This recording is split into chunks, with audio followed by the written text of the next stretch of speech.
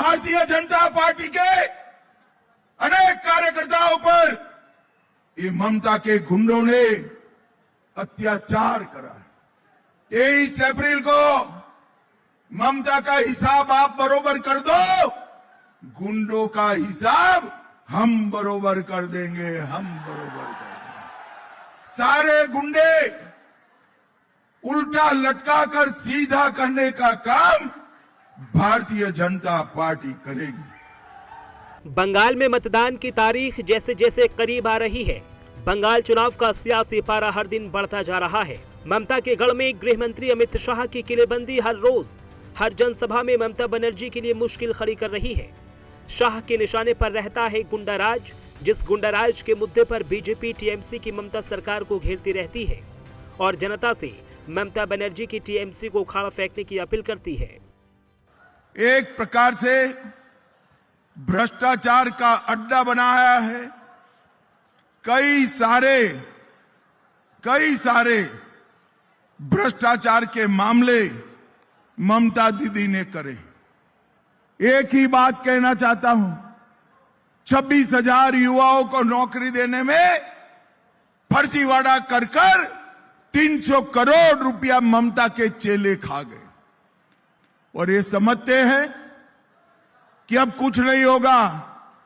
जलपाईगुड़ी वालों, राजगंज वालों, कमल के फूल पर बटन दबा दो, 5 तारीख के बाद बंगाल की जनता का खाया हुआ एक रुपया सूद समेत वसूल कर वापिस लाएंगे। गर्मी का तापमान जिस कदर परवान चढ़ रहा है, उतना ही तेज बंगाल का सियासी तापमान भी चढ़ रहा है। बंगाल की सियासत में अमित शाह की ताबड़तोड़ रैलियां बदलाव की आंधी का संकेत दे रही हैं। लिहाजा बुधवार के दिन अमित शाह ने एक के बाद एक 4 ताबड़तोड़ रैलियां करके बंगाल के सियासी माहौल को बदल दिया है। पहले चरण के मतदान से पहले अमित शाह ने बुधवार को 4 बड़ी जनसभाएं की।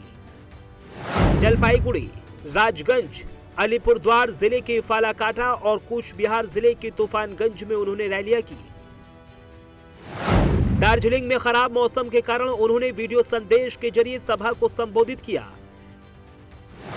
जिन 4 जगह उन्होंने रैली की, उनमें सबसे ज्यादा प्रभावी सीट कूच बिहार है, जहां बीजेपी का अच्छा रिकॉर्ड है। कूच बिहार विधानसभा में कुल 9 सीटें आती हैं, जिनमें 7 सीटों पर बीजेपी का कब्जा है। तो वहीं सिताई और मेखलीगंज सीट साल 2021 विधानसभा चुनाव में टीएमसी के खाते में गई थी।